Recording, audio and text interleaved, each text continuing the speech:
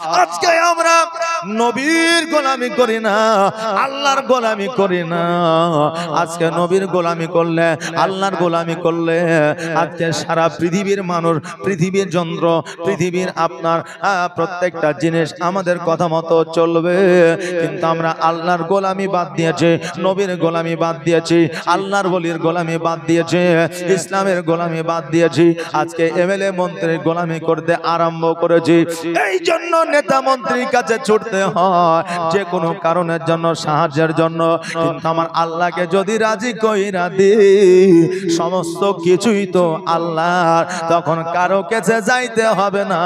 তাহাজ্জুদের নামাজ পড়ে আল্লাহর কাছে চাও, আল্লাহ তোমাকে সব দিয়ে দিবি। সকাল বেলা হয়েছে, আমার নবীজি গোসল বানিয়েছে। গোসল বানানোর পরে এবার হালিমা আমার নবীজির চোখে সুরমা পরাইয়া দিলে, আপনার যা জামা কাপড় পরাইয়া দিলে, জামা কাপড় পরাইয়া দেওয়ার পরে খুশবু লাগিয়ে দিলে। এবার হালিমা আমার নবীজির আঙ্গুলখানা ধরিয়া যেন আপনার পথ দিয়ে চলতে আরম্ভ করলে। চলতে চলতে চলতে চলতে কিছু দূর যাওয়ার পরে হালিমা বলতেছে, ওগো মুহাম্মদ, আসো এই জায়গায় একটা বাবলা গাছ আছে, একটা ঘর আছে, একটা বাড়ি আছে, তবে এই বাড়ির দরওয়াজাটা বন্ধ আছে, এই বাড়িতে যাওয়া যাবে না, এই ঘরে যাওয়া যাবে না। এই বাবলা গাছের নিচে আরাম করি, যদি আমাদের অসুবিধা হয় এই বাড়ি থেকে আমরা সহযোগিতা পাওয়া যাব। পেরেশানি হয়ে গেছে, একটু এলে গেছি, এই জন্য এখানে একটু আরাম করতে চায়। নবী আমার বললেন, মা গো, যদি তোমার আরামের প্রয়োজন হয়, বিশ্রামের প্রয়োজন হয়, তুমি বিশ্রাম নাও, আরাম করো, আমার কোনো অসুবিধা নাই। হালিমা রাদিয়াল্লাহু তাআলা আনহা বাবলা গাছে হিলান দিয়া যেন বাবা আরাম করতে আছে, চোখ দুটো বন্ধ করে যান, অমনি যেন ঘুম চলে এসেছে। আর আমার নবীজি 5.5 বছরের সন্তান। নবী আমার চিন্তা করে, আল্লাহ গো, এই ঘরের মধ্যে কি আছে আমি নবী একবারের জন্য দেখতে চাই। বাচ্চা যারা হয় তাদের জানার প্রতি গুরুত্বটা বেশি হয়। বলে না, আব্বা গো এটা কি, এটার মধ্যে কি আছে, এটাতে কি হয়, জানা গুরুত্বটা বেশি আছে না নাই বাচ্চাদের মধ্যে। নবী আমার 5.5 বছরের বয়স, নবী আমার বলে ঘরের মধ্যে কি আছে আমি দেখতে চাই। নবী তো আমার সব কিছুই জানে, কিন্তু ইতিহাসের পাতায় উঠাইয়া দেওয়ার জন্য ওটাকে প্রকাশ করতে হয়েছে। জোরে বলেন সুবহানাল্লাহ। নবী আমার গুটি গুটি পায়ে গেলেন, যাওয়ার পরে দরওয়াজাটা যেন বন্ধ করা আছে। নবী আমার যেমন ওই দরওয়াজাটায় ঠেলা দিয়েছে, অমনি যেন দরওয়াজাটা খুলে গেছে। আর যেমন দরওয়াজাটা খুলে যাওয়া, যেন শত শত মূর্তি আমার নবীর পদতলে মুখ থুবড়ে পড়েছে। জোরে বলেন সুবহানাল্লাহ। সঙ্গে সঙ্গে আমার নবীজি ওই ঘরের মধ্যে তাকায়া দেখলেন, এই ঘরে মানুষ না, এই ঘরে নারী না, এই ঘরে জীবজন্তু না, এই ঘরে মূর্তি পূজা আছে। এবার ওই জায়গার যে পুরোহিত ছিল, ওই জায়গার যে পূজারী ছিল, ওই পুরোহিত বার হয়ে আসা আমার নবীজির হাত মুবারক ধরে নিয়ে আসা। হাত মুবারক ধরে নেওয়ার পরে বলে, এ বাচ্চা, তুমি কেন মূর্তিগুলো ভেঙে দিলে? বলো বলো, আজকে মূর্তিগুলো তুমি গুড়ায় দিলে কেন? নবী আমার বলে, শোনো গো, এই মূর্তিগুলো আমি ভাঙি না। ওই পুরোহিত বলল, তুমি যদি না ভাঙো কে ভাঙবে? কারণ এই জায়গায় তো আর কেউ নাই। আমার নবীজি বললেন, শোনো গো, অত বড় মূর্তিগুলা, আমি হলাম 5.5 বছরের সন্তান, মাত্র বাচ্চা ছেলে, ছোট্ট ছেলে, আমি কেমন করে ওই মূর্তিগুলা ভাঙতে পারি? পুরোহিত বলল, শোনো, তুমি ভাঙো আর না ভাঙো, আজকে তোমাকে আমি দেখেছি, তোমাকে বন্দি করে রাখবো, তোমাকে বেঁধে রাখবো। এই জন্য বন্দি করে রাখবো, কারণ শহর এলাকা গ্রামবাসীরা এসে যখন জিজ্ঞাসা করবে মূর্তিগুলোকে ভেঙেছে, আমি জবাব দিতে পারবো না। আমাকে তারা হয়তো শাস্তি দেবে, আমাকে হয়তো তারা দ্বারা বিতাড়িত করবে। অতএব শোনো, তোমাকে আমি বন্দী করে রাখবো। আমার নবীজিকে একটা ঘরের মধ্যে যেন বন্দী করে রেখে দিলা। এইদিকে হালিমাতু সাদিয়া রাদিয়াল্লাহু তাআলা আনহা, ওনার যেন ঘুমটা আপনার ভেঙে গেল। ডান দিকে হাত দেয় নবী নাই, বাম দিকে হাত দেয় নবী নাই, তাকায়া দেখে সামনে পেছনে নবীকে দেখা যায় না। এবার হালিমা চিন্তা করে, আল্লাহ গো, শুধুই মরুভূমি মরুভূমি, কাউকে তো দেখা যায় না। আর আমার নবীজি বাচ্চা ছেলে কোথায় গেল তাকেও দেখা যায় না। কোথায় খোঁজ করব, কোথায় যাব? গুটি গুটি পাই ওই ঘরের কাছে গেল। ঘরের কাছে যাওয়ার পরে দেখছেন একজন পুরোহিত আছে। হালিমা বলল, ওগো পূজারি, ওগো পুরোহিত, বলো বলো, এই জায়গায় কি একটা বাচ্চা ছেলে দেখেছ? বলে, বাচ্চাটা কেমন? বলে, নুরানিময় চেহারা, দেখতে অতি সুন্দর, 5.5 বছর বয়স। ওই পুরোহিত বলল, শোনো, আমি একটা বাচ্চাকে ঘরে বন্দী করে রেখেছি, এই বাচ্চাটি কিনা একবার তুমি দেখে নাও। হালিমাতু সাদিয়াকে যখন ঘরের কাছে নিয়ে যাওয়ার পরে দরওয়াজাটা খুলে দিল, হালিমা দেখছে এ আর কেউ নয়, এটাই হলো আমার সন্তান মুহাম্মদুর রাসূলুল্লাহ সাল্লাল্লাহু তাআলা আলাইহি ওয়াসাল্লাম। হালিমা ছুটতে ছুটতে গিয়া আমার নবীজিকে বুকের মধ্যে জড়ায়া ধরলে। জড়ায়া ধরার পরে বলে, মুহাম্মদ, আজকে তোমাকে বন্দী করে কেন রেখেছে? নবী আমার বলে, মা গো, আমি মূর্তি পূজা ভাঙি নাই। তবুও পুরোহিত বলছে আমি নাকি মূর্তিগুলা ভেঙেছে। হালিমা বললে, পুরোহিত কথাটা কি সত্য? বলে, হ্যাঁ। বলে, কি সত্য? বলে, মূর্তি ভেঙেছে তোমার সন্তান। হালিমা বলে, শোনো গো, এই সন্তান জীবনে কোনোদিন মিথ্যা বলে নাই। মিথ্যা বলে নাই এই কারণে তাইফবাসীরা তার নাম দিয়েছে আল আমিন। আর আল আমিন শব্দের অর্থ হলো সত্যবাদী। ও পুরোহিত, শোনো, তোমার কোথাও যেন ভুল হয়। অতএব আমার বেটা মুহাম্মদ মূর্তি ভাঙতে পারে না।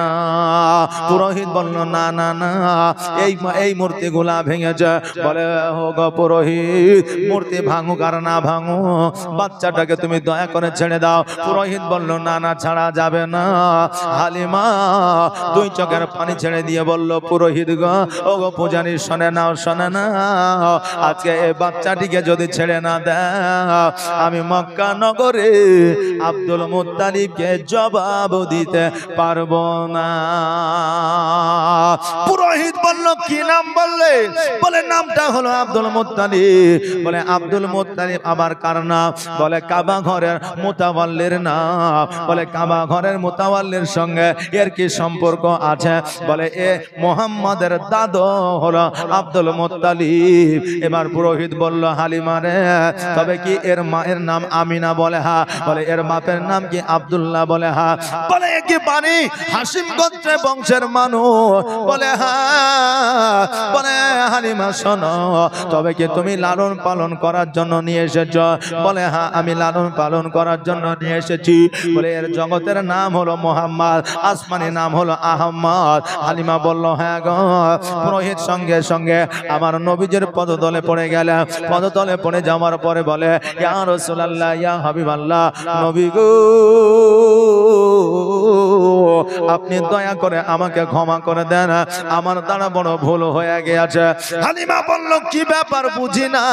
ওই পুরোহিত বলল, হালিমা রে, তুমি কি জানো না? জানো না, এই মুহাম্মদই হলো শেষ জামানার নবী, আখেরি পয়গম্বর মুহাম্মদুর রাসূলুল্লাহ সাল্লাল্লাহু তাআলা আলাইহি ওয়াসাল্লাম।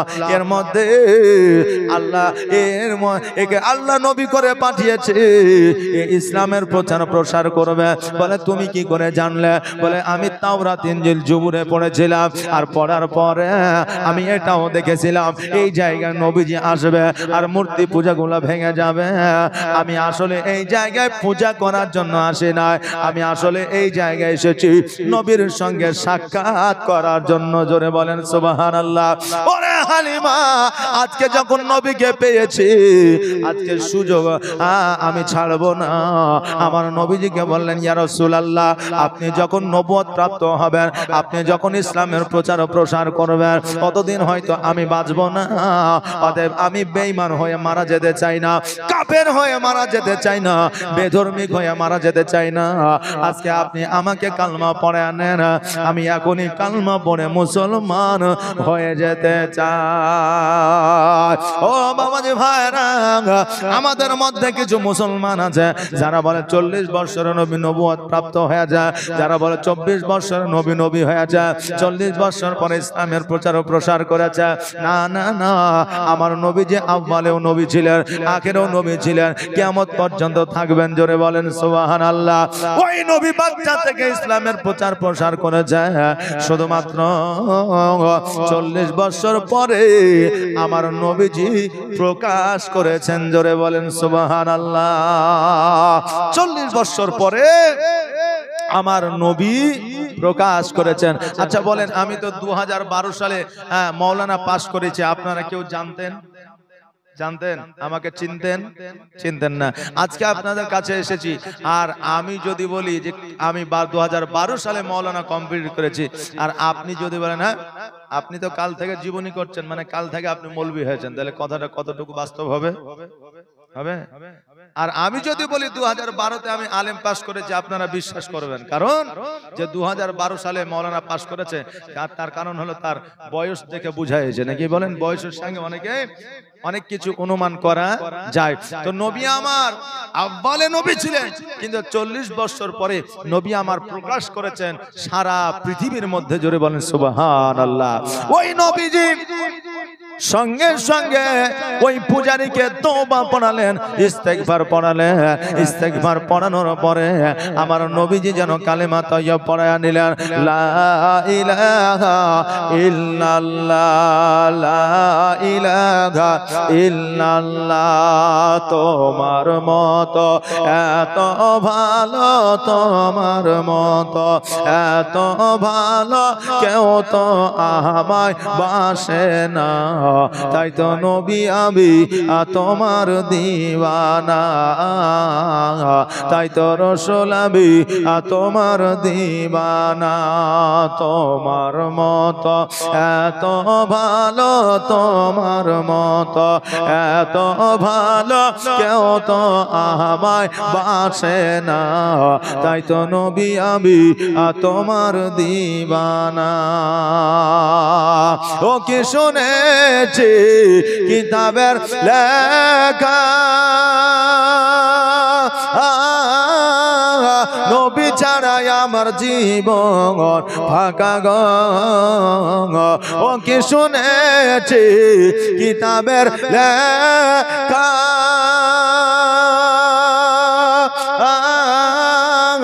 নবী ছাড়াই আমার জীবন ফাঁকা গো। নবীজিকে ভালো না বাসিলে, নবীজিকে ভালো না বাসিলে আল্লাহ পাওয়া যাবে না, তাই তো নবী আমি তোমার দিওয়ানা। তোমার মতো এত ভালো, তোমার মতো এত ভালো কেউ তো আমায় বাসে না, তাই তো নবী আমি তোমার দিওয়ানা। নবী আমার পড়া নিলেন লা ইলাহা ইল্লাল্লাহ মুহাম্মাদুর রাসূলুল্লাহ সাল্লাল্লাহু তাআলা আলাইহি ওয়াসাল্লাম। নবী আমার কালেমা পড়া নামার পরে হালিমা সাদিয়া রাদিয়াল্লাহু তাআলা আনহার সঙ্গে যেন আমার নবীজি মক্কায় পৌঁছায় গেলেন। মক্কায় পৌঁছায় যাওয়ার পরে আব্দুল মুত্তালিব রাদিয়াল্লাহু তাআলা আনহুর যেন আপনার বুকে লেগে গেল। যাওয়ার পরে আমার নবীজি কান্দে, আব্দুল মুত্তালিব কান্দে, আর আব্দুল মুত্তালিব কান্দে কান্দে বলে, ও পোতারে, আজকে তুমি যখন মক্কায় এসেছো তোমাকে আর আমি কোথাও যেতে দিব না। নবী আমার বলে, দাদা গো, আমি নবী আমার মাকে ছেড়ে আমিও আর কোথাও যাব না। আমার দয়ার নবী মায়ার নবী সাল্লাল্লাহু তাআলা আলাইহি ওয়াসাল্লামকে সঙ্গে করে নিয়ে আমিনার কাছে গেলেন। আমিনা নিজের সন্তানকে দেখে আমিনা যেন খুশি হয়ে গেলেন, আমার নবী খুশি হয়ে গেলেন। হালিমা বললেন, ও আমিনা শোনো রে বোন, আজকে তোমার বেটা মোহাম্মদকে রেখে গেলাম, মোহাম্মদকে তুমি দেখাশোনা করো, তোমার কাছে আগলে রাখো। আমি না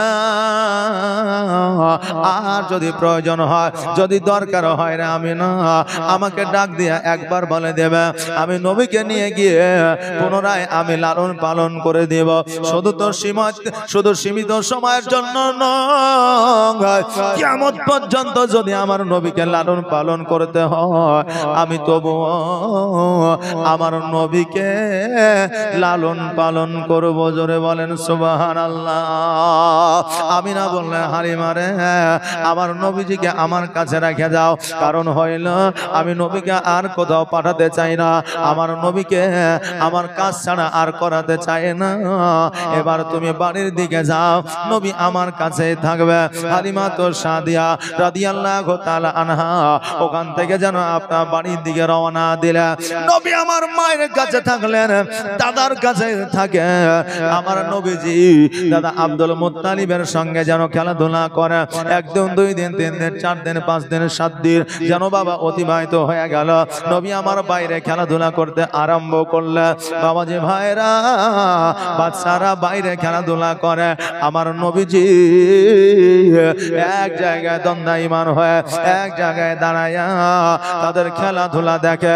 সন্ধ্যা যখন হয়ে যায়, বৈকাল যখন হয়ে যায়, প্রত্যেকের মা আসিয়া প্রত্যেক সন্তানকে নিয়ে যায়, প্রত্যেকের বাবা আসিয়া প্রত্যেকটা সন্তানকে নিয়ে যায়। নবী আমার হঠাৎ করে বলে, আল্লাহ গো, আজকে আমার 5.5 বছর বয়স হয়ে গেল, 6 বছর বয়স হতে চললো। আজকে সবার আব্বা সবাইকে কাঁধে করে, ঘাড়ে করে, সবাইকে কোলে করে নিয়ে যায়, কিন্তু আমার আব্বা কেন কোনদিন আমাকে নিতে আসে না। ওগো আল্লাহ, আজকে আমার মাকে গিয়ে জিজ্ঞাসা করব, মাকে গিয়ে প্রশ্ন করব, মা গো, আমার আব্বা কেন আমাকে কোলে নিতে আসে না, আমার আব্বা কেন আমাকে কাঁধে নেয় না, আমার আব্বা কেন আমার কবলে চুম্বন করে না, আমার আব্বা কেন আমাকে গোসল বানায়া দেয় না, আমার আব্বা কেন আমাকে সুরমা পরায়া দেয় না, আমার আব্বা কেন আমাকে পোশাক পরায়া দেয় না। আমি মাকে প্রশ্ন করব, মা গো, আমার আব্বা কোথায় আছে বলো। আমার দয়ার নবী, মায়ার নবী সাল্লাল্লাহু তাআলা আলাইহি ওয়াসাল্লাম গুটি গুটি পায়ে আসলেন। আসার পরে মায়ের গলাখানা ধরেছে, গলাখানা ধরার পরে মা মা মা বলে ডাকে, কিন্তু মা বলে, বেটারে, আজকে তোমার স্বরটা কেন ভারী হয়ে গেছে, তোমার চোখটা কেন চলো চলো ভাব, আজকে তোমার স্বরে কেন পরিবর্তন মনে হয়। আমার নবীজি বলে, মা, আজকে আমি একটা প্রশ্ন তোমাকে করতে চাই। আমি না বললেন, বেটারে, আজকে একটা প্রশ্ন কেন, তোমার মনের যত প্রশ্ন আছে আমাকে করতে পারো। নবী আমার বললে, মা, একটাই মাত্র প্রশ্ন। ওগো মা, সবার আব্বাকে দেখা যায়, আমার আব্বাকে কেন দেখা যায় না? সবার আব্বা সবার সন্তানকে কোলে নেয়, আমার আব্বা কেন আমাকে কোলে নেয় না? মা, বলো বলো, আমার আব্বা কোথায় আছে, আমার আব্বা কেন আমার কাছে আসে না? এই কথা শুনিয়া আমার মা আমিনা 2 চোখে যেন 2 চোখের পানি ঝরায় যেন কান্দে, আর আল্লাহকে বলে, আল্লাহ গো, আজকে আমার সন্তানের এই প্রশ্নের আগে কেন আমার মত হইল না? কারণ হইল, আল্লাহ গো, আজকে আমার সন্তানকে যখনই বলবো, বেটারে, আজকে তোমার আব্বা জগতের মধ্যে বেঁচে নাই, আজকে তোমার আব্বা মাকামে আব্বা আরাম করতেছে, আজকে তোমার আব্বা ওই কবরের মধ্যে শুয়ে আছে, তোমার আব্বা আর জীবনে কোনোদিন আসবে না। এই কথা যখন আমার সন্তানকে বলবো, আমার সন্তান মোহাম্মদ কষ্ট পেয়ে যাবে, আর আমার মোহাম্মদ যদি কষ্ট পেয়ে যায়, আমি না সহ্য করতে পারবো না।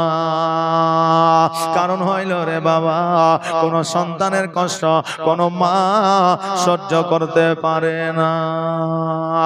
এই জন্য আমার হালিমা, এই জন্য আমার মা আমিনা রাদিয়াল্লাহু তাআলা আনহা বলে, বেটা রে তোমার আব্বা মাকামে আবওয়ায় আছে, বাড়িতে এখনো আসে না, বাণিজ্য করতে গিয়েছে, বাড়িতে এখনো পর্যন্ত আসে না, বাড়িতে আসলে তোমাকে নিশ্চয়ই কোলে নিবে। আপনি বলবেন হুজুর আমার মা আমিনা রাদিয়াল্লাহু তাআলা আনহা তবে কি মিথ্যা বলেছে? বলেন নাউজুবিল্লাহ। একটা আওয়াজ দিয়ে বলেন না নাউজুবিল্লাহ। আবার আব্দুল্লাহ রাদিয়াল্লাহু তাআলা আনহু তিনি তো ইন্তেকাল করেছেন, কিন্তু আমার মা আমিনা রাদিয়াল্লাহু তাআলা আনহা বললেন তোমার আব্বা বাণিজ্যে গিয়েছে, বাড়ি আসে না। বাবাজি কিছু কথাই আছে যেই কথায় নেকিও হবে না, গুনাহও হবে না, মিথ্যাও হবে না, সত্যও হবে না, এটাকে বলা হয় মান্তিক, বাংলায় বলা হয় দর্শন। ও বাবাজি ভাইরা একটা উদাহরণ আপনাদের দিয়ে দিই। একজন ব্যক্তি চুরি করতে যাচ্ছে, কেউ জিজ্ঞাসা করছে কোথায় যাবা, এখনো যদি সত্য কথা বলে তো মার খাবে, আর যদি মিথ্যা কথা বলে তো গুনাহ হবে। কথা তাই কি না? কেউ যদি বলে চুরি করতে যাচ্ছি, তো আগে কেউ ছেড়ে দিবে? মারবে না? মারবে না? মারবে। মিথ্যা কথাও বলবে না আর চুরির কথাও বলবে না, তবে সত্য কথা বলবে। কি কথা বলবে? যাতে গুনাহ হবে না, নেকিও হবে না। ওই চোরে যদি বলে আমি সামনের দিকে যাব, তাহলে ওর দ্বারা কোনো গুনাহ হবে না, মিথ্যা বলা হলো না। কারণ মানুষ তো সর্বদা সামনে যায়, পেছনে কি যায় নাকি? হ্যাঁ, ও যদি ওখান থেকে আবার ঘুরে যায় তো সামনের দিকে হাঁটবে, পেছনে যাবে না। এই জন্য যেমন বলবে সামনের দিকে যাব, এই জন্য তার গুনাহ হবে না, এই জন্য তার মিথ্যা বলা হবে না। আমার আব্দুল্লাহ রাদিয়াল্লাহু তাআলা আনহু বাণিজ্যে তো গিয়েছিলেন, বাড়ি তো আসে না, আর বাড়ি কিয়ামত পর্যন্ত আসবে না। এই জন্য আমিনা বলেছিলেন তোমার আব্বা বাণিজ্যে গিয়েছে আর এখনো পর্যন্ত বাড়ি আসে না। আমার নবীজি বললেন মা গো আমার আব্বা যে বাণিজ্যে গিয়েছে, আজকে আমার 6 বছর বয়স হয়ে গেল, আমার আব্বা একবারের জন্য আমার বাড়িতে আসে নাই, একবারের জন্য আমাকে কোলে নেয় না, একবারের জন্য আমার কপালে চুম্বন করে না, একবারের জন্য আমি আমার আব্বাকে দেখি না, আমার আব্বা আমাকে দেখে না। ওগো মা আমার আব্বাকে আমাকে ভালোবাসে না, কেন আসে না? আসে না আর আমাকে কেন কোলে নেয় না? আমি না বলে বেটা রে তোমাকে তোমার আব্বা এত ভালোবাসতো, তোমাকে তোমার আব্বা এত যত্ন নিত, যদি তোমার আব্বা বাড়িতে থাকতো। কারণ তোমার আব্বা জগতের মানুষের চাইতে অন্য ধরনের একটা মানুষ ছিল, যার মধ্যে সব সময় মধুর হাসি ছিল, যার মধ্যে সততা ছিল, যার মধ্যে একটা নুরানিময় চেহারা ছিল। জোরে বলেন সুবহানাল্লাহ। আমার দয়ার নবী বলে মা গো তবে বলো বলো আমার আব্বা কবে আসবে, আমার আব্বা কোথায় আছে একবার বলো। মা তুমি যতক্ষণ পর্যন্ত না বলবা আমি নবীজি তোমার গলা ছাড়ব না। আর শিশু নবী কেন্দে কেন্দে মায়ের কাছে কয় বলো বলো আম্মা জান আমার আব্বা জান কোথায়, বলো বলো আম্মা জান আমার আব্বা জান কোথায়। শিশু নবী কেন্দে কেন্দে মায়ের কাছে কয় বলো বলো আম্মা জান আমার আব্বা জান কোথায়। আর সন্ধ্যা বেলায় খেলার শেষে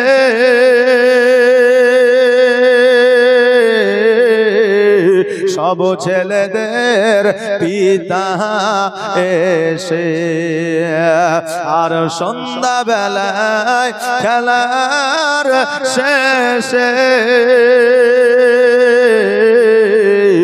সব ছেলেদের পিতা এসে আমার খেলার সাথী ভাইদের সঙ্গে নিয়ে যায়। বলো বলো আম্মা জান আমার আব্বা জান কোথায়? শিশু নবী কেন্দে কেন্দে মায়ের কাছে কয় বলো বলো আম্মা জান আমার আব্বা জান কোথায়? আর ধাত্রী বাড়িতে যখন ছিলাম পিতাকে না দেখতে পেলাম। আর ধাত্রী বাড়িতে যখন ছিলাম পিতাকে না দেখতে পেলাম। আর বাড়িতে আসিয়া আমি দেখি না তাহার। বলো বলো আম্মা জান আমার আব্বা জান কোথায়? শিশু নবী কেন্দে কেন্দে মায়ের কাছে কয় বলো বলো আম্মা জান আমার আব্বা জান কোথায়? ও বাবাজি ভাইরা, আমার নবীজি যখন আপনার করজোড়ে আমার মা আমিনা রাদিয়াল্লাহু তাআলা আনহাকে যখন জড়ে ধরলেন, বললে মা যতক্ষণ পর্যন্ত আমার আব্বা কোথায় আছে না বলবা ততক্ষণ পর্যন্ত আমি নবীজি তোমাকে ছাড়ব না। আমার আমিনা রাদিয়াল্লাহু তাআলা আনহা দুই চোখের পানি ছেড়ে দিয়ে কান্দে আল্লাহ আল্লাহ বলে ডাকে, আল্লাহ গো আজকে আমার নবীজির কথা শুনিয়া আজকে আমার বুকটা যেন ফেটে যায়, কলিজাটা যেন ফেটে যায়। ও আল্লাহ আজকে যতক্ষণ পর্যন্ত না বলবো নবী আমাকে ছাড়বে না। এই জন্য আমার আমিনা রাদিয়াল্লাহু তাআলা আনহা বললেন, ওরে বেটা শোনো রে, তোমার আব্বা বাণিজ্যে গিয়েছিল, বাণিজ্যে যাওয়ার পরে মাকামে আবওয়া অসুস্থ হয়েছিল। ওই মাকামে আবওয়া অসুস্থ হওয়ার কারণে তোমার আব্বা ইন্তেকাল করেছে। আজকে ওই জায়গায় তোমার আব্বাকে শায়িত করা আছে, ওই মাকামে আব্বা শুয়ে আছে তোমার আব্বা। জীবনে কোনোদিন তোমার আব্বা এই মক্কায় আসবে না, তোমার কাছে আসবে না, সন্তান বলে ডাকবে না, বেটা বলে ডাকবে না। ওরে মুহাম্মদ তোমাকে জীবনে কোনোদিন গোসল বানায়া দিবে না, জীবনে কোনোদিন তোমাকে খাওয়াইয়া দিবে না, জীবনে কোনোদিন তোমাকে সুরমা পরাইয়া দিবে না, জীবনে কোনোদিন তোমাকে কাঁধে নিবে না। ও মুহাম্মদ আজকে এই কথা তোমাকে আমি বলতাম না, তুমি যখন আমাকে বলছো এই জন্য বললাম। আমার নবীজি দুই চোখের পানি ছেড়ে দিয়ে কান্দে। আমিনা বলে মুহাম্মদ তুমি কাঁদিও না রে বেটা, কারণ তুমি কাঁদলে আমি আমিনা সহ্য করতে পারি না। ও মুহাম্মদ তুমি আমার কলিজার টুকরা, আজকে তোমার যন্ত্রণা হইলে আমি আমিনা যন্ত্রণা পাই। মুহাম্মদ তুমি জানো আর কাঁদিও না। নবী আমার বলে মাগো আমি আমার আব্বা চলে গেছে বলে আমি কাঁদি না। ওগো মা আমার আব্বা জগৎ থেকে আড়াল হয়ে গেছে, ওই মাকামে আব্বা শায়িত আছে, কিন্তু মা আমাকে তো কোনোদিন বলো না, আমাকে তো কোনোদিন জানাও নাই। আমি না বলে বেটারে আজকে তোমাকে বলবো, তুমি জানবে তোমার আব্বা নাই, তুমি এতিম এতিম ভাব নিয়া তোমার মনে যন্ত্রণা কষ্ট নিয়া তুমি চলাফেরা করবে। আমার নবীজি বললেন মা গো আজকে যদি আমি জানতাম আমার আব্বা যান ওই মাকামে আব্বা শুয়ে আছে, আমি আব্বাকে দর্শনের জন্য আমি ওই মাকামে আব্বায় যেতাম। জোরে বলেন সুবহানাল্লাহ। আরবিতে বলা হয় জিয়ারত, আর বাংলায় বলা হয় দর্শন। আজকে আমার নবীজি বললেন, ও আমিনা, ও মা, আর দেরি নয়, দেরি নয়, চলো চলো আমার আব্বা জানের কবরটা জিয়ারত করতে চাই। আমিনা বলল, ও বেটা মোহাম্মদ, শোনো রে, আজকে আমার যেই দিন থেকে বিবাহ হয়ে যায় সেই দিন থেকে আমি মক্কায় এসেছি, আর কোনোদিন আমার বাড়ি থেকে বাহির হয় নাই। ও বেটা মোহাম্মদ, আজকে যদি মাকামে আব্বায় যেতে হয়, আজকে তোমার দাদার কাছ থেকে বিদায় নিতে হবে, তোমার দাদার কাছ থেকে অনুমতি নিতে হবে, তোমার দাদার কাছ থেকে আদেশ নিতে হবে। আমার নবীজি বললেন, মা গো, আমার দাদার কাছ থেকে অনুমতি নেওয়ার দায়িত্বখানা হলো আমার, আমার উপরে তুমি দায়িত্ব দিয়া দাও, অনুমতি আমি আমার দাদর কাছ থেকে নিয়ে নিব। নবী আমার আব্দুল মুত্তালিবের কাছে গেলেন, যাওয়ার পরে বললেন, দাদা গো, আমি শুনলাম, জানলাম, বুঝলাম আমার আব্বা জগৎ থেকে চলে গেছে, ওই অন্ধকার কবরে আছে গো। ও দাদা, আজকে আমার আব্বা ওই মাকামে আব্বায় শায়িত আছে। দাদা গো, দয়া করে আমাকে একবার আদেশ দেন, আমার মাকে লইয়া ওই মাকামে আব্বায় যাইয়া আমার আব্বা জানের কবরটা জিয়ারত করতে চায়। আব্দুল মুত্তালিব দুই চোখের পানি ছেড়ে দিয়া বলল, ও মোহাম্মদ, শোনো রে, আজকে আব্দুল্লাহর কথা তুমি আমাকে মনে করাইয়া দিলে। আজকে আব্দুল্লাহর যন্ত্রণা আজকে আমার বুকে আবার যেন শুরু হয়ে গেল। ও মোহাম্মদ, শোনো রে, আজকে যখন তুমি তোমার আব্বা জানে কবরটা জিয়ারত করতে চাও, আমি আব্দুল মুত্তালিব বাধা দিব না, দিব না। তোমার মাকে যখন সঙ্গে নিয়ে যেতে চাও, আমি তবুও বাধা দেব না। তুমি তোমার মাকে নিয়ে যেতে চাও, নিয়ে যাও, তবে আমার একটা কথা শুনে নাও, তোমার মা বিয়ে করে মক্কায় এসেছে, আর কোনোদিন মাকে দেখতে যাই নাই, আব্বাকে দেখতে যায় না। আজকে ওই মাকামে আব্বায় যাওয়ার আগে একটা ডান দিকে রাস্তা পড়বে, ওই ডান দিকে রাস্তাটা দিয়া তোমরা সোনার মদিনায় চলে যাবে, আর মদিনাতে যাওয়ার পরে তোমার নানার সঙ্গে, নারীর সঙ্গে সাক্ষাৎটা করে নিবে। সাক্ষাৎ করার পরে মাকামে আব্বায় তোমার আব্বা জানের কবরটা জিয়ারত করবে, তারপরে পুনরায় তোমরা মক্কায় ফিরে আসবে। আমার নবীজি বললেন, দাদু গো, আজকে মদিনায় যদি আমার নানার বাড়ি হয়, আমার মাকে লইয়া ওই নানার বাড়িও যাব, কোনো অসুবিধা নাই। আব্দুল মুত্তালিব বলল, ও মোহাম্মদ, শোনো, তোমরা দুইজন যাবে, তোমাদের দেখাশোনা করার জন্য, তোমাদের ভালাইয়ের জন্য আমি একজন দাসীকে দিলাম, ওই দাসীকে সঙ্গে করে তোমরা নিয়ে যাও, যে কোনো সময় অসময়, সুবিধা অসুবিধাতে ওই দাসী কাজে লাগবে। আমার নবীজি বললেন, দাদু গো, তবে কবে যাব? আমার আব্দুল মুত্তালিব বললেন, কালকে রওনা হয়ে যাও। আমার নবীজি বাড়িতে আসলেন, আসার পরে মা আমিনাকে বললেন, মা, আমার দাদু আমাকে অর্ডার দিয়ে দিয়েছে, আদেশ দিয়ে দিয়েছে, ওগো মা জননী, দেরি নয়, দেরি নয়, আগামী কালকে চলে যেতে হবে।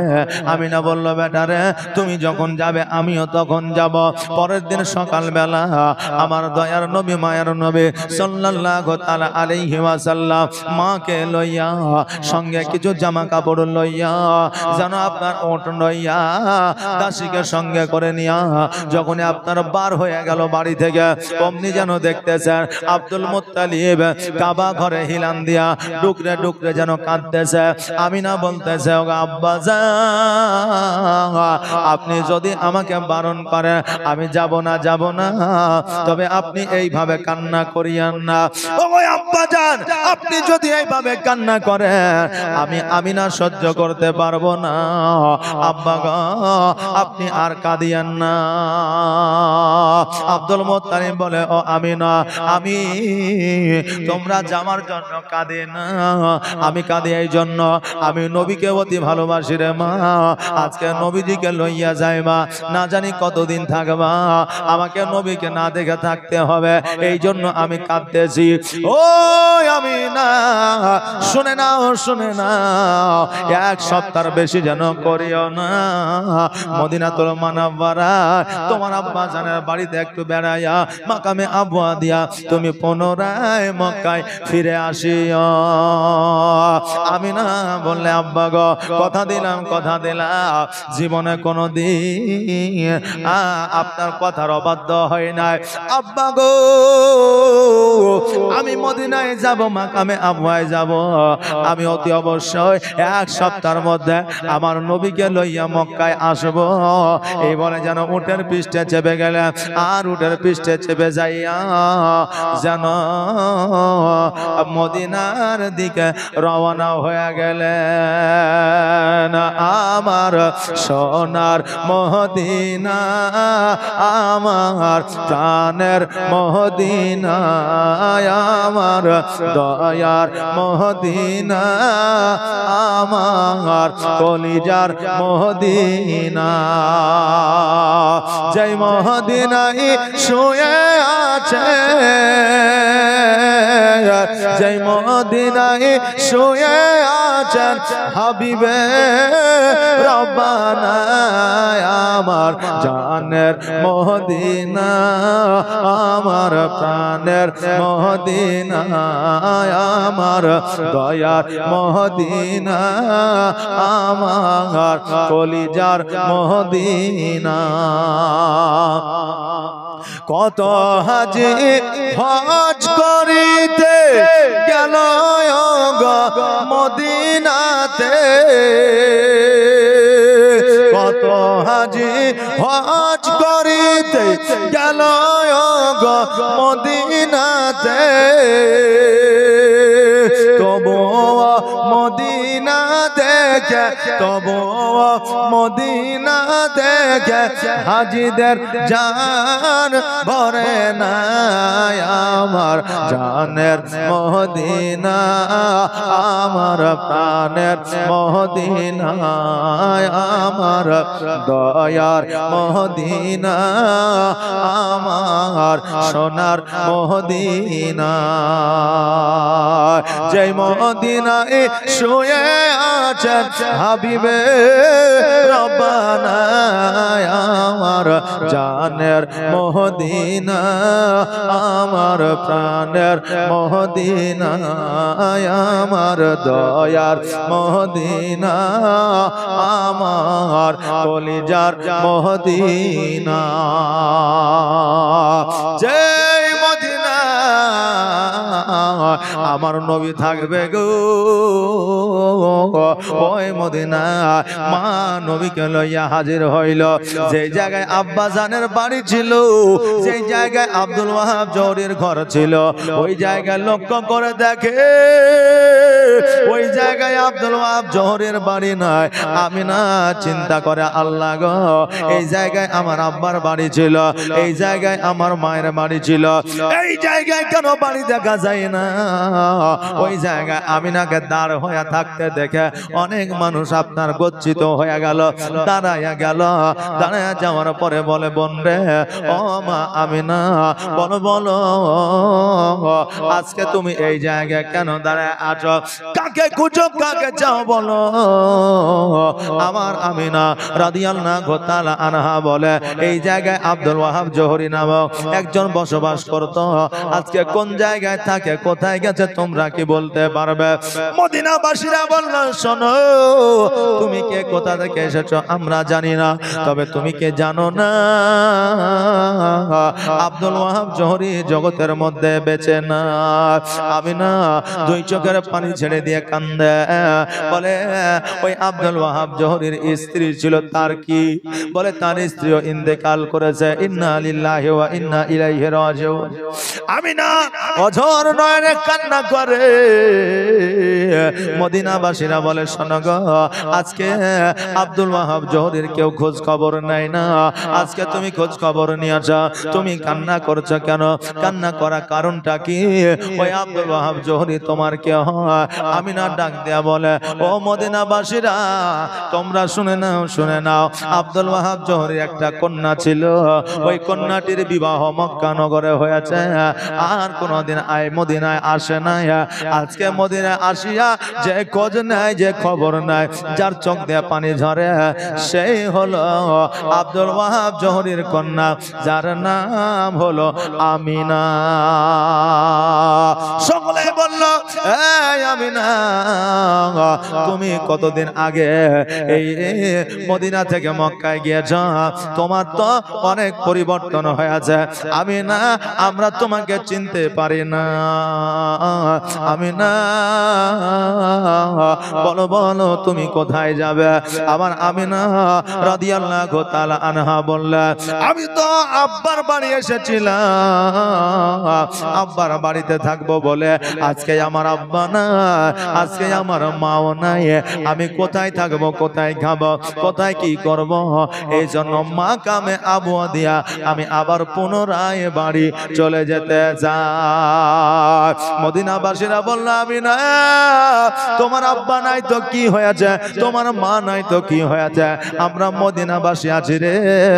আজকে যতদিন খুশি তুমি আমাদের কাছে থাকো, আমরাই তোমার মেহমানদারি করবো। জোরে বলেন সুবহানাল্লাহ।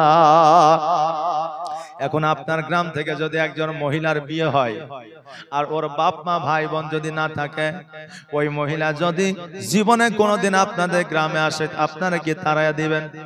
তাড়িয়ে দিবেন? কেউ না কেউ বলবে, আইরে মা চারটি খেয়ে যা, বলবেন কি বলবেন না? যেহেতু জানেন তার বাপ নাই, মা নাই, ভাই নাই, বোন নাই, তারা জগতে কেউ নাই। আমিনাকে বলতেছে, আমিনা রে, আজকে তোমার আব্বা নাই তো কি হয়েছে, মা নাই তো কি হয়েছে, আমরা তোমার মেহমানদারি করব, আমরা তোমাকে খাওয়াবো, আমরা তোমাকে বাড়িতে রাখবো। আমিনা রাদিয়াল্লাহু তাআলা আনহা বললেন, না না, থাকা হবে না, থাকা সম্ভব নয়, কারণ অন্যের বাড়িতে থাকতে একটু ইতস্তত বোধ মনে হয়। মদিনাবাসীরা বলল, আমিনা, এখন সন্ধ্যা হয়ে গেছে, এখন যদি তুমি মাকামে আবুয়া দিয়ে বাড়িতে যাও, হয়তো পশু পাখি জীব জন্তু বাঘ ভাল্লুকে আক্রমণ করবে, অতএব কমসে কম আজকে থেকে যাও, কালকে তুমি চলে যাও। আমিনা যেন থেকে গেলেন। আর এত আপ্যায়ন দেখে আমিনা রাদিয়াল্লাহু তাআলা আনহার বড় যেন ভালো লেগে গেল, আর আমিনা যেন মদিনায় থাকতে লাগলেন। একদিন করে এক একটা বাড়িতে পালি হয়ে গেল। পালি বুঝেন তো? পালি, জি, পালি হয়ে গেল। যেমন আপনার মসজিদের ইমামের পালি আছে নাকি, প্রত্যেকটা বাড়ি থেকে খায়। অনেক মুসল্লি বলে মৌলভী সাহেবের হয়তো একটু অন্যরকম চিন্তা ভাবনা ধারণা হয়েছে, কারণ পরের বাড়ির চারটে খাবার খেয়েছে, প্রতিদিন গোস্ত মাছ খেয়েছে, কারণ একটা বাড়িতে একদিন খাবার দিবে, কোনোদিন শাক তো দিবে না, বলে কি বলে না? বলে। কিন্তু বাবা রে, আজকে মৌলানাকে নিয়ে ঠাট্টা বিদ্রুপ করিও না, কারণ বৃদ্ধকালে তোমাদেরও এখন পালি চলছে, কারণ মা বাপেরও এখন পালি। চারটা বেটা, এক মাস করে চারটা বেটার কাছে 4 মাস থাকবে। পালি হয়েছে কি হয়েছে না? হয়েছে। আরে যদি 1 মাসের জায়গায় একদিন বেশি হয়ে যায়, তাহলে বৌমা বুঝলেন কিনিস মিনিস করবে, আর বেটা পোতা পতিন সবাইকে এই বুড়ি যাবে কবে? বলে, যাও তোমার আমার বাড়িতে পালি শেষ হয়েছে, তোমার মেজো বেটার বাড়িতে যাও। বলবে কি বলবে না? বলবে। এই জন্য বলি ঠাট্টা করিও না, তোমারও পালির সময় চলে এসেছে, তোমাকেও পালিতে খেতে হবে।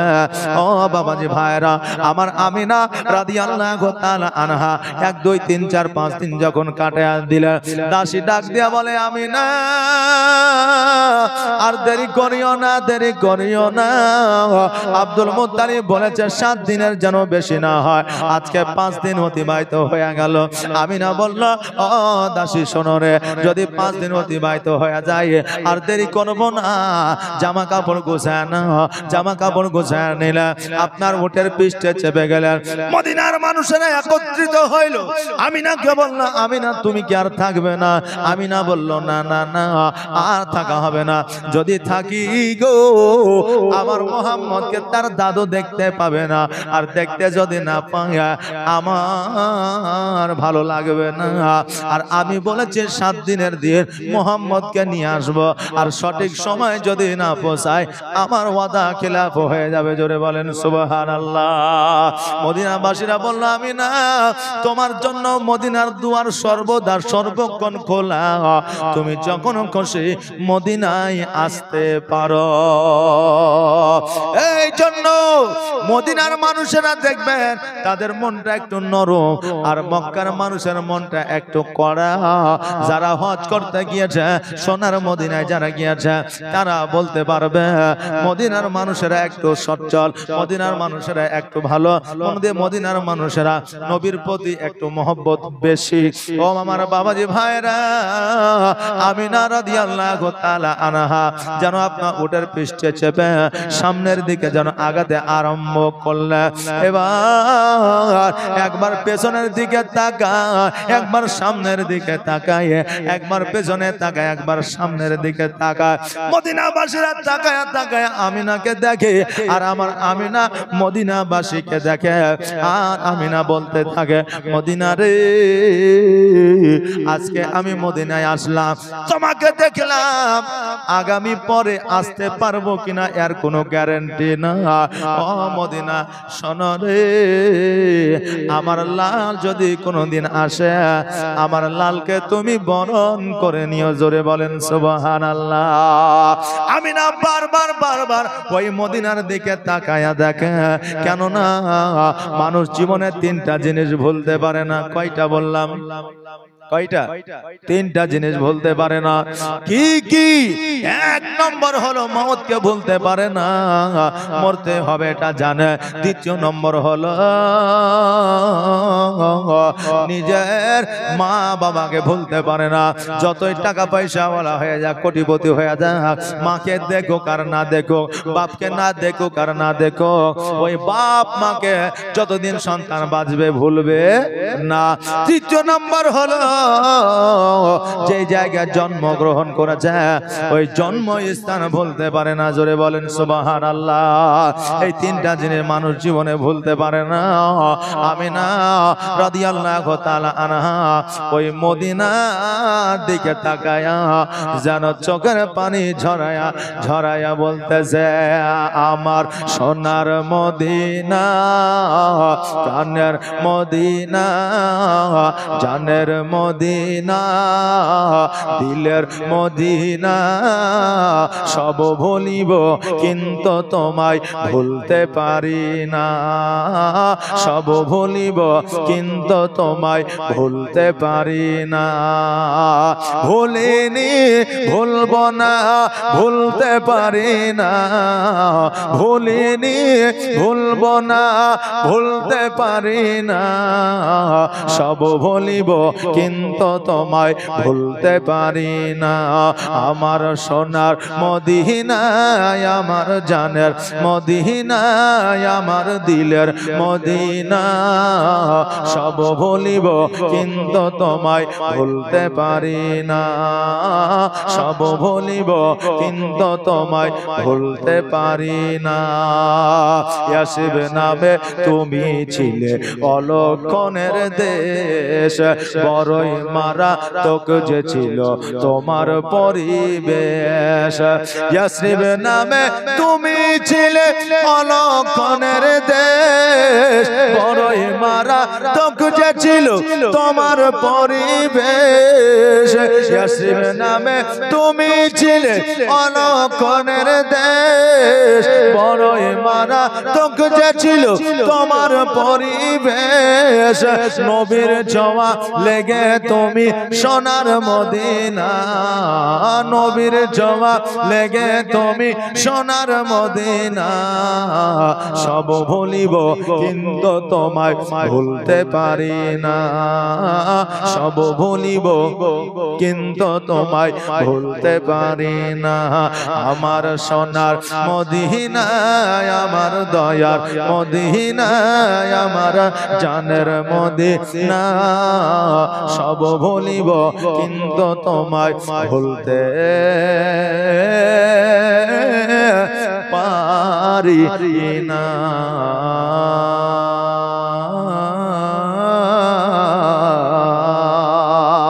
আমার আমিনা রাদিয়াল্লাহু তাআলা আনহা মদিনার দিকে তাকাল, অতক্ষণ পর্যন্ত তাকালেন যতক্ষণ পর্যন্ত আড়াল না হয়ে গেলেন। এবার আড়াল হয়ে যাওয়ার পরে কিছু তো রাস্তা যাওয়ার পরে একটা ডান দিকে রাস্তা, একটা বাম দিকে রাস্তা, সামনে একটা রাস্তা, পেছনে একটা রাস্তা। আমার মা আমিনা বলতেছে, বেটা মোহাম্মদ কোন রাস্তা হয়ে যাব বলো? আমার নবীজি বলে, মা গো কোন রাস্তা হয়ে এসেছি? বলে ডান দিকে রাস্তা হয়ে এসেছি।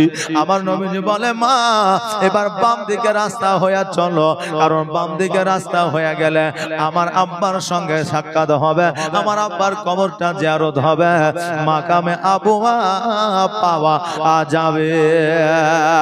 আমিনা লাগাম কানা টান দিয়া উঠকে যেন বাম দিকে চলার জন্য বললেন।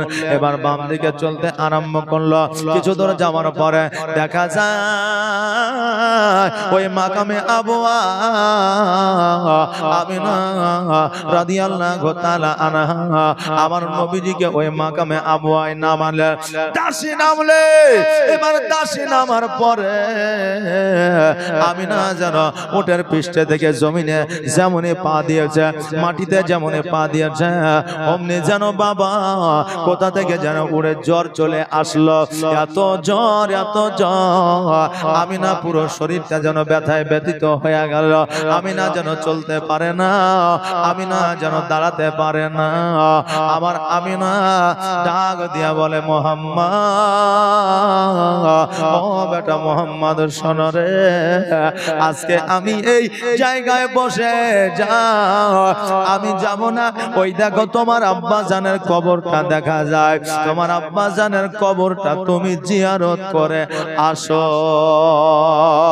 আমার নবীজি বলে, মা গো আজকে তোমার চেহারা পরিবর্তন মনে হয়, দেখে মনে হয় তোমার কষ্ট হয়। ও গো মা একবার বলো তোমার কি কোনো কষ্ট হয়? আমি না সমস্ত যন্ত্রণা বুকের মধ্যে চেপে রেখে মা বলতেছে, বেটারে আমার কোনো কষ্ট হয় না। আমার নবীজি বলছে, মা তোমার কষ্ট হয় তুমি শুধুমাত্র একবার বলো। আমিনা বলছে না, এই জন্য বলছে কষ্ট হওয়ার পরেও সন্তানকে বলে না, এই জন্য বলে না কারণ আমার কষ্ট হয় এই কথা যদি আমার মোহাম্মদকে বলে দি, আমার বেটা মোহাম্মদ কষ্ট পাবে, আমি আমিনা সহ্য করতে পারবো না। এই জন্য আমি নবীকে বলি না। কাফিরা বর্ণনা করেছে ওই সময় যদি আমিনা বলতো আমার বড় কষ্ট হয়, আমার নবীর ওসিলায় আমিনার কষ্ট দূর হয়ে যাইতো। জোরে বলেন সুবহানাল্লাহ। কিন্তু সন্তানকে কষ্ট দিবে না, এই জন্য মা বলছে কষ্ট হয় না। বাবারে জগতের মধ্যে কেউ মিথ্যা বলেও জান্নাতে যাবে, আবার কেউ হারাম খাওয়ার পরেও জান্নাতে যাবে। জোরে বলেন সুবহানাল্লাহ। আপনি বলবেন হুজুর গো হারাম খেলে তো জাহান্নামী হবে, হারাম খেলে জান্নাতে কি করে যাবে, আর মিথ্যা বলে কি করে জান্নাতে যাবে? বাবারা মায়েরা বলে যায়, বুঝা যায়, শুনে না, মা একমাত্র মিথ্যা বলার কারণে জান্নাতে যাবে। দেখবেন অনেক মা সন্তানকে মিষ্টি খেতে দিয়েছে, একটাই মিষ্টি আছে, আর ওই মিষ্টিটা সন্তান মুখে দিয়ে বলছে মা তুমি খাও। আমার মা বলেছে বেটারে তুমি খাইলে আমার খাওয়া হবে, বলেছে না বলে নাই, তুমি খাইলে আমার খাওয়া হবে। কিন্তু একজনের খাওয়া হইলে অপরের পেট পূরণ হয় না। মা এই মিথ্যা কথা বলার কারণে আমার আল্লাহ তাবারাক তাআলা ওই মাকে জান্নাতে দিবে। আর হারাম হলো যে হারামটা আপনি খাইলে জান্নাতে যাবেন, রাগ করা হলো হারাম। ওই রাগটাকে যারা খাইতে পারবে তারাই কিয়ামতে জান্নাতি হবে। জোরে বলেন সুবহানাল্লাহ। ও বাবা আমিনা রাদিয়াল্লাহু তাআলা আনহা নিজের কষ্ট বুকের মধ্যে চেপে ধরে মোহাম্মদকে ডাক দিয়ে বলে, বেটারে আর দেরি করিও না, দেরি করিও না, যাও যাও যাও তোমার আব্বা জানের কবরটা জিয়ারত করে এসো। নবী আমার দুই চোখের পানি ছেড়ে দিয়ে কান্দে। আর আমার নবীজি বলে, মা গো 6 মাস বয়সে আমার আব্বা আমাকে এতিম করে জগৎ ছেড়ে চলে গেছে। ওগো মা, আজকে 6 বছর বয়সে তুমিও আমাকে ফাঁকি দিয়ে যেও না। ওগো মা, তুমি যদি চলে যাও আমি নবী বড় এতিম হয়ে যাব গো মা। আমি মানুষের দ্বারে দ্বারে ঘুরবো। মা গো, আজকে আমাকে কে খাওয়াইয়া দিবে? তুমি যদি চলে যাও গো মা, আমাকে কে পোশাক পরিধান করাইয়া দিবে? তুমি যদি চলে যাও গো মা, আমাকে কে গোসল বানাইয়া দিবে? গো মা, তুমি যদি চলে যাও গো মা, আমাকে কে আদর করবে? তুমি যদি চলে যাও গো মা, আমাকে কে চুম্বন করবে? গো মা, একমাত্র দুনিয়ায় সম্পদ তুমি আমার গো মা। আজকে আব্বার মতো তুমিও ফাঁকি দিয়ে যেও না। আমিনা বলল, বেটারে যাও যাও তোমার আব্বা জানের কবরটা জিয়ারত করে এসো। ও বেটা শোনো, আমি তোমাকে ছেড়ে যাব না। আমার নবীজি বলে, মা গো আব্বা জানের কবর জিয়ারত পরে করব, তোমাকে দেখে বড় মায়া হয়, দয়া হয়। ও গো মা, চলো বাড়ির দিকে যাই। আমিনা বলল, বেটারে তোমার আব্বা জানের কবর জিয়ারত করবা বলে এসেছ, তোমার আব্বার কবরটা জিয়ারত করো, তারপরে আবার পুনরায় আমরা বাড়িতে যাব। আমার নবী বলে, মা গো আমি আব্বা জানের কবর জিয়ারতে যাব না। ওগো মা, তোমাকে দেখে বড় কষ্ট হয় গো মা, চলো চলো গো তোমাকে বাড়ির দিকে নিয়ে যা। আমি না বললে, বেটারে তোমার আব্বা জানের কবরটা জিয়ারত করে এসো। আমি মা তোমাকে বলতেছি, নবী আমার দন্দা ঈমান হওয়ার পরে আব্বা জানের কবরের দিকে আগাতে শুরু করলেন।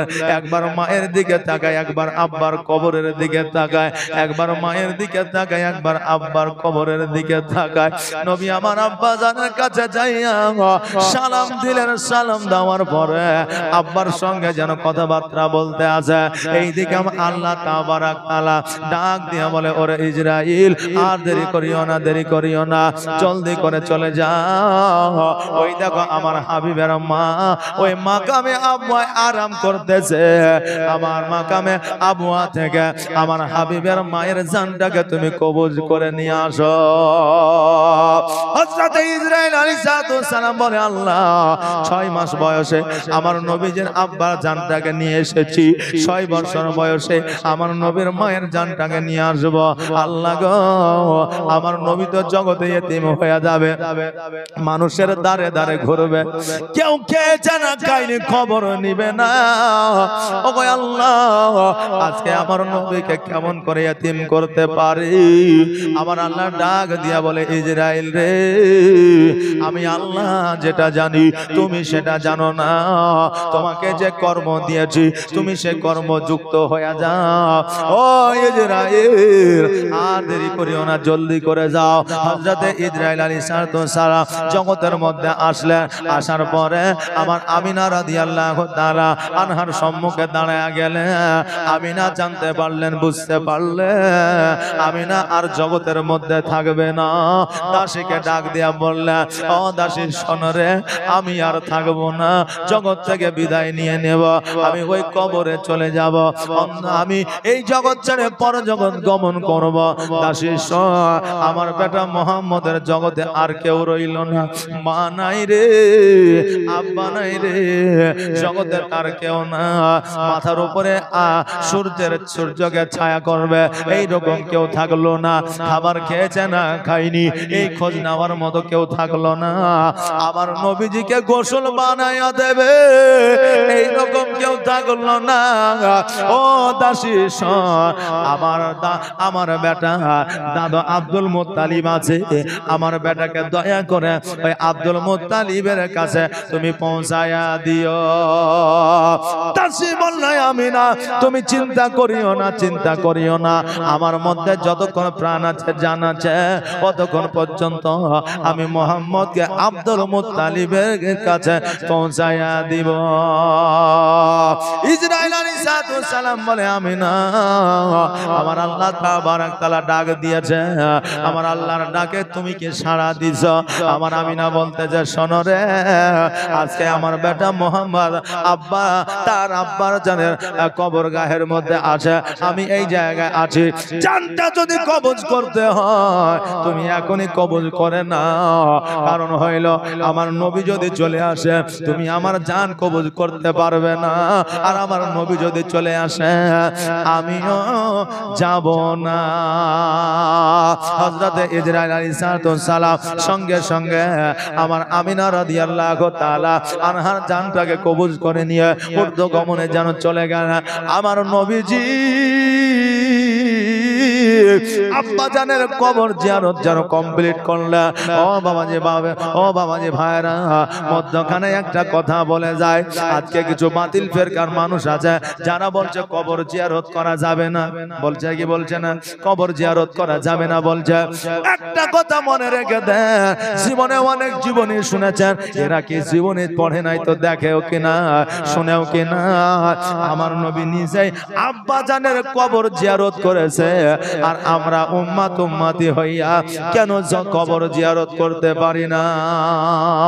নবী তো কবর জিয়ারত করেছে, আমাদের বাপের, আমাদের দাদুর, আমাদের ভাইয়ের, আমাদের বোনের কবর আমরা কেন জিয়ারত করতে পারি না? এই বাতিল ফেরকার মানুষদের কাছ থেকে দূরে থাকবে, কারণ এরা হলো আসলে ঈমান চুরি করা মস্ত বড় একটা চোর। জোরে বলেন নাউজুবিল্লাহ। আমার নবীজি কবর জিয়ারত করার পরে এবার গোটে গোটে পায়ে নিজের মায়ের কাছে আগিয়ে আসলেন। মায়ের কাছে আসার পরে মা যেন চোখ দুটো বন্ধ করে আছে, আমার নবীজি মায়ের মাথার কাছে বসিয়া মা মা মা বলে ডাকে, কিন্তু মা যেন আর সাড়া দেয় না। দাসী আসিয়া বলে মোহাম্মদ আজকে তোমার মা সাড়া দেবে না, এই জন্য সাড়া দেবে না কারণ তোমার মা আর জগতে বেঁচে না। সকলে আওয়াজ দিয়ে বলেন ইন্না লিল্লাহি ওয়া ইন্না ইলাইহি রাজিউন। নবী আমার ওজন নয়নে কান্না করতে আরম্ভ করলেন, আল্লাহ গো আজকে মা নাই, মা চলে গেল, আজকে আব্বা নাই, আমার আব্বা চলে গেছে, আজকে আমার জগতে কেউ রইল না। আল্লাহ গো আজকে আমার মা কতই না ভালোবাসতো আমাকে, আমার মা কপালে চুম্বন করতো, আমার মা নিজে না খাইয়া আমাকে খাওয়াইতো, ক্ষুধা লাগলে বলতো বেটা খেয়ে যাও, আর আমার মা আমাকে কত না যত্ন করতো। আজকে থেকে যত্ন করার মতো কেউ থাকলো না, আজকে থেকে আদর করার মতো কেউ থাকলো না। যদি ক্ষুধার্ত অবস্থা 10 দিন পার করে দিই তবুও কেউ ডেকে খাওয়াবে না। কোন জমিনে মাটি আমার হবে গোরস্থান, কোন জমিনে মাটি আমার হবে গোরস্থান। কার কোথায় কবরস্থান হবে কেউ বলতে পারবে না। আজকে আহিরনে আপনার জন্ম হয়েছে বলে আহিরনে আপনার দাফন হবে এটার কোনো গ্যারান্টি নয়। যে জায়গায় আপনার কপালে লেখা আছে দাফন হবে ওই জায়গায় আপনার দাফন হবে। এই জন্য কবির ভাষায় বলছে কোন জমিনে মাটি আমার হবে গোরস্থান, কোন জমিনের মাটি আমার হবে গোরস্থান। কাদের চোখের জলে আমি, কাদের চোখের জলে আমি পাইব পরিত্রাণ, কোন জমিনের মাটি আমার হবে গোরস্থান, কোন জমিনের মাটি আমার হবে গোরস্থান। কার কাঁধে চড়ে আমি কবর দেশে যাব, জানি না কার মনা যাতে ওই খোদা রহম পাব। কার কাঁধে চড়ে আমি কবর দেশে যাব, জানি না কার মনা যাতে খোদা রহম পাব। কার কারণে করবে ক্ষমা, কার কারণে করবে ক্ষমা আল্লাহ মেহেরবান। কোন জমিনের মাটি আমার হবে গোরস্থান। কোন জমিনের মাটি আমার হবে গোরস্থান। কাদের চোখের জলে আমি পাইব পরিত্রাণ। কোন জমিনের মাটি আমার হবে গোরস্থান।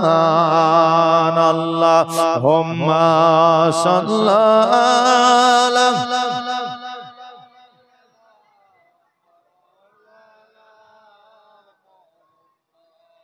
ওয়া আলা আলিহি মাওলানা মুহাম্মদ। আমার নবীজি অঝর নয়নে কান্না করিয়া ওই মাকামে আব্বার কিছু লোকের জন্য ব্যবস্থা করলেন। এবার লোকজনের ব্যবস্থা করিয়া আমার দয়ার নবী মায়ার নবী সাল্লাল্লাহু তাআলা আলাইহি ওয়াসাল্লাম আমার মা আমিনার দাফন কাফনের ব্যবস্থা করলেন। আব্বা জানের কবরের দিকে একবার তাকায়, মায়ের কবরের দিকে একবার তাকায়। নবী আমার দুই চোখের পানি ছেড়ে দিয়ে কান্দে, উটের পৃষ্ঠে চেপে গেল। এবার মক্কায় যখন প্রবেশ করেছে দেখছে যেন আব্দুল মুত্তালিব ওই কাবা ঘরে হিলান দিয়ে আছে। নবী আমার উটের পৃষ্ঠে থেকে নেমে গিয়ে দৌড়াতে দৌড়াতে গিয়ে আমার আব্দুল মুত্তালিবের বুকের মধ্যে ঢুকে গিয়া আমার নবীজি হাউমাউ করে কাঁদছে আর বলছে, ওগো দাদা আমার মা আর জগতের মধ্যে বেঁচে না। আমার মা আমাকে বড় ইয়াতিম করে চলে গেছে গো দাদা। আমার মা আর কোনোদিন মক্কায় আসবে না। আমার মা আমাকে আর কোনোদিন খাওয়াইয়া দিবে না। আমার মা আমাকে মোহাম্মদ বলে আর ডাকবে না। আমার মা আমাকে নিয়ে আর ঘুমাবে না। আমার মা আমার মাথায় আর হাত বোলাইয়া দিবে না। দাদা গো আমি বড় এতিম হইয়া গেলাম, আমাকে দেখার মতো কেউ রইল না। আমার আব্দুল মুত্তালিব বলে, মুহাম্মদ তুমি চিন্তা করিও না ভাই, আমি বুঝে গিয়েছিলাম তখনই যখন আমি না আমার বাড়ি থেকে বাহির হয়। ও মুহাম্মদ শোনো রে, আমার আব্দুল্লাহ জীবনে কোনোদিন বাণিজ্যে যায় নয়, বাড়ি থেকে বাহিরে যায় নয়। যেই দিন বাণিজ্যে গিয়েছে আর আমার বাড়ি আসে নাই। মা আমিনা মদিনা থেকে মক্কায় এসেছে, কোনোদিন কোথাও যাই নাই। যেমনই বাইরে হয়ে গেছে আমি আব্দুল মুত্তালিব জেনে গিয়েছিলাম যে আমিনাও আর আসবে না। তবে মুহাম্মদ ওরে ভাই তুমি কাঁদিও না, আমি আব্দুল মুত্তালিব যতদিন পর্যন্ত বেঁচে আছি, যতদিন পর্যন্ত হায়াতে আছি, ততদিন পর্যন্ত তোমার কোনো অসুবিধা হইতে দিব না। আব্দুল মুত্তালিব এই কথা বললেন, বলার পরে আমার নবীজিকে নিয়ে গিয়ে গোসল করায়া দিলেন। গোসল করে দেওয়ার পরে খাবার খাইতে বললেন। আহারে আমার নবী খাবার খাইতে পারে না, কারণ মা চলে গেছে। মায়ের কারণে, মায়ের জন্য, মায়ের ভালোবাসায়, মায়ের মহব্বতে খাবার যেন খেতে পারে না। রাত্রিবেলা আমার আব্দুল মুত্তালিব যেন সঙ্গে করে নিয়ে ঘুমিয়েছে, সঙ্গে করে নিয়ে শুয়েছে। আব্দুল মুত্তালিব লক্ষ্য করেছে নবী যেন ঘুমায় না, সারা রাত মা মা বলে যেন কান্দে। বাচ্চা ছেলের মা যদি আপনার বিদায় নিয়ে কবরে যায়, ওই বাচ্চা তো মায়ের কাছে সব সময় থাকে, ওই বাচ্চা মাকে কেমন করে ভুলে থাকতে পারে? আমার আব্দুল মুত্তালিব বলছে, পোতা ও ভাই মোহাম্মদ শোনো রে, তুমি যদি এইভাবে কান্না করো রে ভাই, তোমার শরীরটা অসুস্থ হয়ে যাবে, তোমার শরীরটা দুর্বল হয়ে যাবে। তুমি কান্নাটা বন্ধ করো, একটু ঘুমাও। আমার নবীজি বলে, দাদা গো, আমি তো চেষ্টা করছি ঘুমানো, কিন্তু ঘুম আসে না। আমার মাকে বারবার মনে পড়ে যায়, আমার কান্না চলে আসে গো দাদা, আমি কান্না বন্ধ করতে পারি না। এত বোঝানোর পরেও আমার নবী যেন বোঝে না, কারণ মা চলে গেলে কারো মনে সান্ত্বনা দেওয়া যায় না। আব্দুল মুত্তালিব কোশিশ করলেন, চেষ্টা করলেন, কিন্তু নবীর কান্না বন্ধ হইল না। সারা রাত্রি কেঁদে কেঁদে সকাল যেন হয়ে গেল। আর যেমন সকাল হয়ে গেল, আমার নবী যে ডাক দিয়া বলতেছে, দাদা গো, আমি নবী চোখে যেন কিছু দেখতে পাই না। আব্দুল মুত্তালিব বলল, মুহাম্মদ, তোমাকে তো আমি আগেই বলেছিলাম যে তুমি কান্না করিও না, তোমার শরীরটা দুর্বল হয়ে যাবে, রোগ হয়ে যেতে পারে। আজকে তোমার চোখের পানি শুকিয়ে যাওয়ার কারণে তোমার চোখের জ্যোতি হারিয়ে গেছে। চলো চলো, এখন তোমাকে হাকিমের কাছে নিয়ে যেতে হবে। আমার নবীজিকে হাকিমের কাছে নিয়ে গেল। নিয়ে যাওয়ার পরে আমার নবীজির চেহারা দেখে হাকিম মুগ্ধ হয়ে গেল। পরিচয় জানতে চাইলো, ছেলের নাম কি? বলে মোহাম্মদ। বাপের নাম কি? বলে আব্দুল্লাহ। মায়ের নাম কি? বলে আমিনা। বলে তোমার নাম কি? বলে আব্দুল মুত্তালিব। হাকিম বলল, এই আব্দুল মুত্তালিব, তুমি আর দেরি করিও না, দেরি করিও না, এই বাচ্চাটিকে জলদি করে বাড়িতে নিয়ে যাও, কারণ এই বাচ্চাটি হলো আখেরি পয়গম্বর। আমি তাওরাত ইনজিল জুবুরে পড়েছি, এই বাচ্চাটির অনেক দুশমন রয়েছে, না জানি কখন এই বাচ্চাটিকে আক্রমণ করবে, অতএব তুমি বাড়িতে নিয়ে চলে যাও। আব্দুল মুত্তালিব বলল, শোনো গো, তবে এ বাচ্চা চোখে যে দেখতে পাই না, এর জন্য ওষুধ কি লাগবে? হাকিম বলল, আমার চাইতে বড় ডাক্তার হলো উনি, অতএব আমার দাওয়া লাগবে না, বাড়িতে নিয়ে গিয়ে তার থুতু মুবারক তার চোখে লাগায়া দাও, খোদার কসম করে বলি তার চোখের জ্যোতি ফিরে চলে আসবে। আব্দুল মুত্তালিব জলদি করে আমার নবীজিকে বাড়িতে নিয়ে আসলেন। নিয়ে আসার পরে আমার নবীজির থুতু মুবারক আমার নবীজির চোখে লাগায়া দিলেন। আর যেমন চোখে লাগায়া দেওয়া, আমার নবীজিকে বললেন, আস্তে আস্তে চোখটা খোলো। নবী আমার যখন আস্তে আস্তে চোখটা খুললেন, আমার নবীজি বলতেছে, দাদা গো, আমি চোখে আগে যেরকম দেখতাম তার চাইতে দ্বিগুণ বেশি ভালো দেখতে পাই। জোরে বলুন সুবহানাল্লাহ। ওগো দিবানা হইয়া ডাকি তোমায়, সারা দাও না গো একবার। ওগো পাগল হইয়া ডাকি তোমায়, সারা দাও না গো একবার। আর প্রথম যেদিন আসিলে ভাবে, আর জিন্ন ইনসান দরদ পড়ে, আর জিন্ন ইনসান দরদ পড়ে কত গরবে। যাক রহমতের সীমানা কাঁদে আসিতে সিজদায়। ওগো গুনাহগার উম্মত আছে আমার, কেমন হবে পার।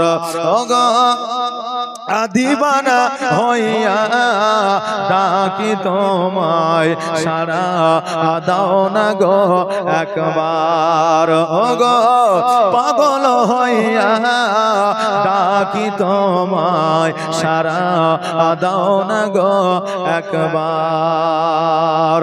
আর তোমার নূরে জগৎ নুরানি আর জিন্ন ইনসান দরদ পড়ে ফারিস্তা আসমানি জাগ রহমতের সীমানা কাঁদে আসিতে সিজদায় ওগো গুনাহগার উম্মত আছে আমার কেমনে হবে পার ওগো দিওয়ানা হইয়া ডাকি তোমায় সারা দাও না গো একবার ওগো পাগল হইয়া ডাকি তোমায় সারা দাও না গো একবার আল্লাহুম্মা সাল্লাল্লাহু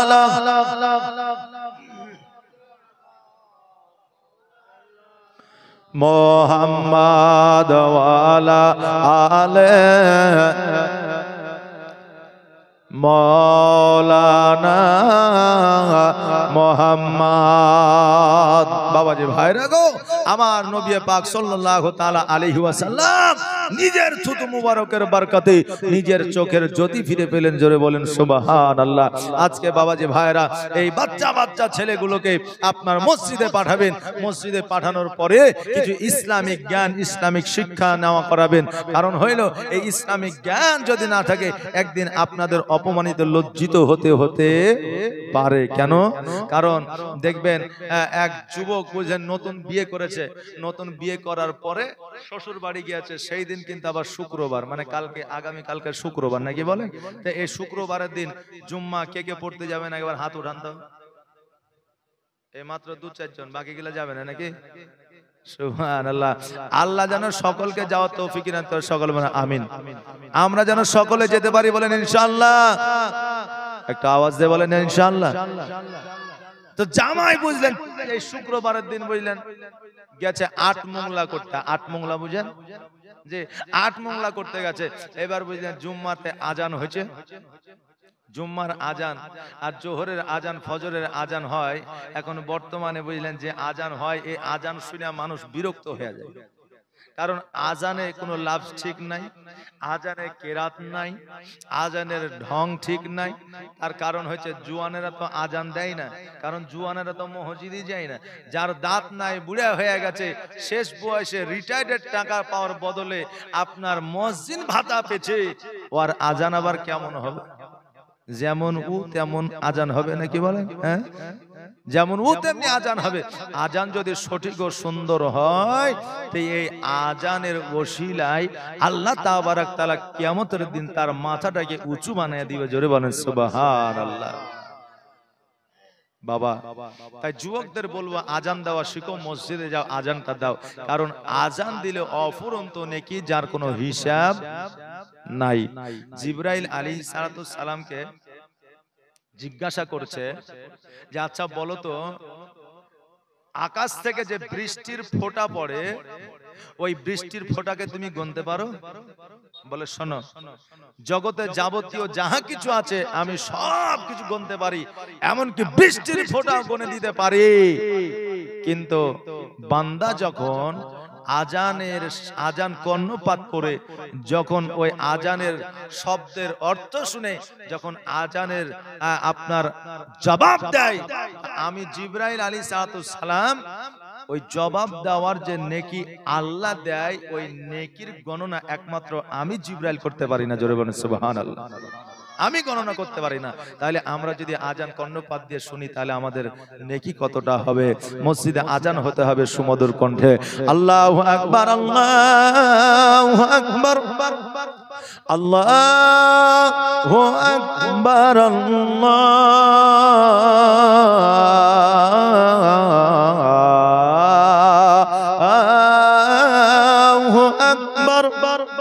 আশহাদু আল্লা ইলাহা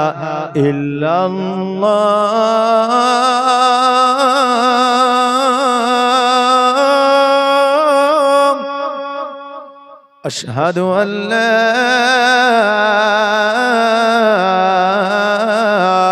ইলাহা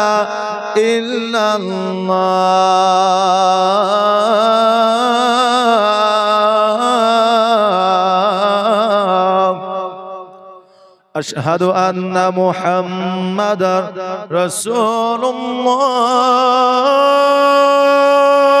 রাসূলুল্লাহ আশহাদু আন্না মুহাম্মাদার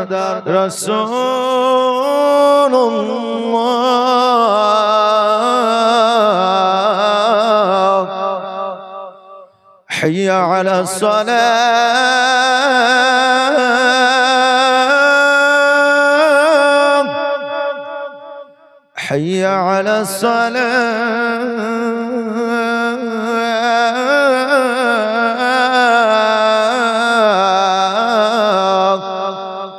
আজানটা পুরো দেওয়া যাবে না, আবার পুরো দিলে যারা বুড়িয়া মানুষ সন্ধ্যাবেলায় ঘুমিয়ে গেছে তারা আবার ফজরের মনে আজানটা হইলেও উজু করে আসে নামাজ পড়ে লিয়া ও চিন্তা করবে যে সকাল কখন হবে আর চায়ের দোকানে বা কখন যাবো। আর